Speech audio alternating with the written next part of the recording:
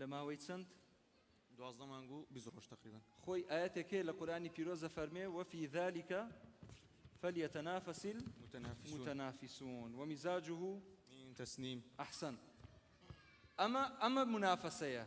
هەر کەسێک بتوانێ منافسەی ئەم کوڕە بکە ئازایە ئێستا چێ هەیە منافسەی بکە چێ هەیە نیەت بێنێ بڵێ منیش لە ماوەی ساڵێک یان 2 ساڵ ئەتوانم قورآنی پیرۆز لەبەر بکەم فەزلێکی زۆر زۆر گەورەیە هەڵبەتە ئێستا من خۆم قورآنم لەبەر نییە بەڵام لەو کاتەوە سەرزەنشتی خۆمەکەم ئەڵێم یعنی چی تۆ خەریکی چیت خۆت بە چیەوە سەرقاڵ کردووە بێژەری سرودبێژی قورآن خوێنی کار و کاسبیت هەیە هەرچیەکت هەیە ئەمە زەرورترە یەک ئاەتت لێ پرسم بۆم تەواوکە بسم الله الرحمن الرحيم والنازعات غرقا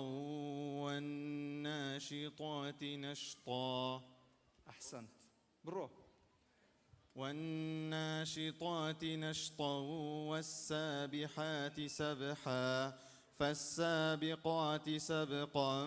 فالمدبرات أمرا جزاك الله طبعا مني جواني كخوم لبرمليانة برسم مقلنا يا خو خۆ پاداشت بداتەوە زۆر سپاس بۆ ئامادەبوونت خوای گەورە خێرت بنووسێ